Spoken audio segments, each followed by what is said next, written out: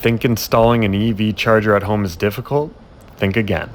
This is Joel from Charge On Consulting, and today I'm going to show you how it's done one-handed, while filming and dropping my phone at the same time. Impressive, huh? Okay, jokes aside.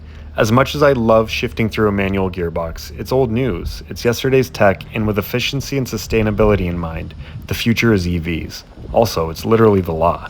I get it though, the infrastructure just isn't there yet. But listen, charging on a 240 volt AC circuit is more than enough for most people. It's also the cheapest. Seriously, we're talking a couple bucks here for a full charge overnight. So let's make a deal. I'm going to show you just how easy it is to install a level 2 charger at home, and you're going to tell me how much you spend on gas in 1 year. Sound good? Alright. In my case, I'll be installing a Tesla wall connector on this pedestal, which is totally optional by the way. Most home chargers can be mounted on a wall as the name suggests. But I really like the look of this pedestal, so let me run you through it.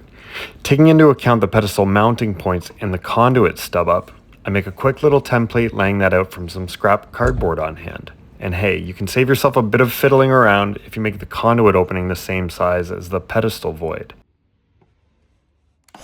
With a spare 5-inch board, I'll cut out the walls of my form and screw them together, making sure they're square.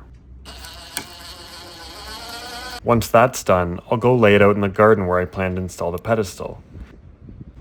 Now I'm doing the best I can to maintain my plants here, so I'm careful to dig and cut only where I need to. Then, with some butterfingers and some Hollywood quality editing, the area is roughly cleared. I dug around 18 inches for proper depth on the conduit, and starting my base gravel layer at the same depth will be just fine as well, as long as the gravel is well compacted.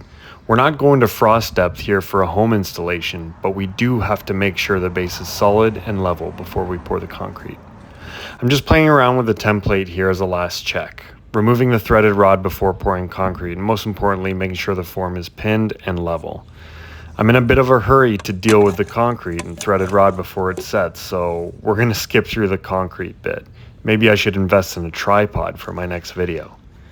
Remember, you also have the option to drill holes in the pad after it cures for other mounting hardware.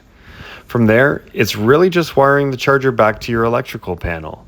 I actually transitioned from PVC conduit to tech cable for a few reasons.